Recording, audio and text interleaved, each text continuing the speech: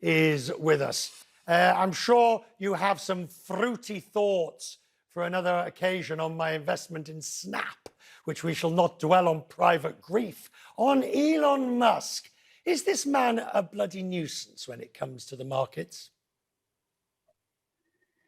Well, good to be with you, Richard. Well, is he a genius that's created tremendous value, or is he a perfect example of the idolatry of innovators, or that power corrupts? I think the answer is yes. He's created tremendous value at SpaceX and has electrified the electric vehicle market, 2/3 share in the U.S., created tremendous value.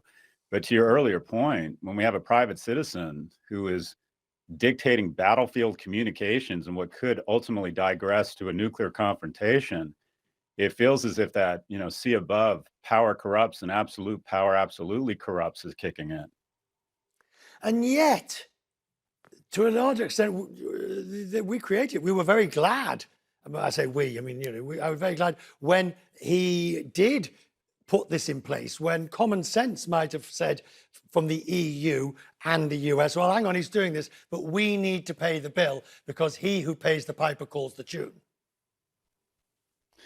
Yeah, I think that's the correct point here. I think when you tell a 50-something-year-old man he's Jesus Christ, he's inclined to believe you and thinks that he should get in the middle of the highest levels and most important conversations.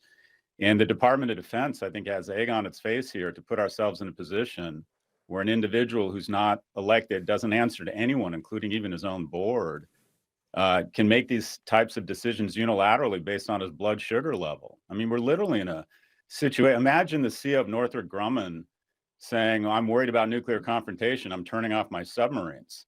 I mean, we've never been in this position before. This is a dangerous position. And I think, to your point, I would argue the culpable party here is you and me, Richard. We need to vote for leaders that ensure this kind of thing doesn't happen.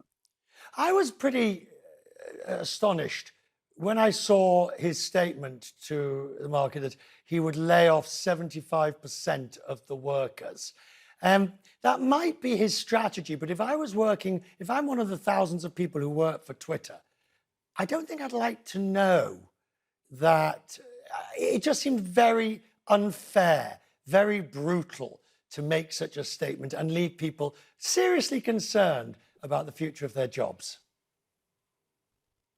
Well, distinct of the morality here, I think in capitalism, and sometimes you have a difficult time finding moral clarity. I would just argue it's plain dumb. I've served on the board of directors of several public companies, started companies. I have never seen a CEO signal that he or she is about to lay off 75% of the staff, because, Richard, what effectively happens is that the 25% of the people you want to keep are the first ones to leave because they have the most options and they don't want to stick around for Elon Musk's version of Russian roulette or the Hunger Games.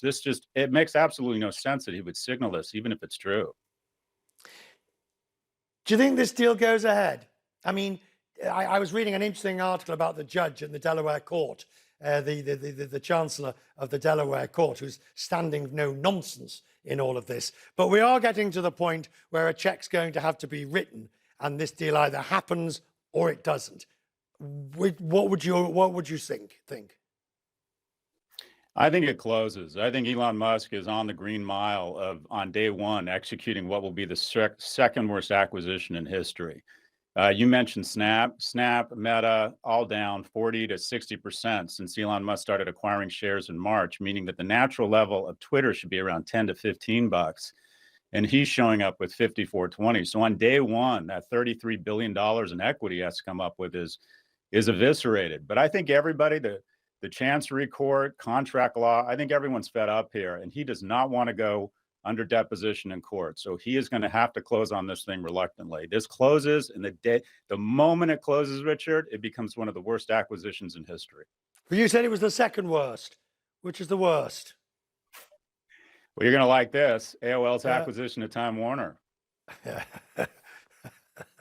I was there, not working for the company at the time, but I was in the room when Steve Case and Gerald Levin and all of them, and you'll remember this, Scott, they looked at those of us who questioned the deal as if we were some ingenues innocents who clearly didn't understand the great architecture of scheme of it. We clearly were too naive.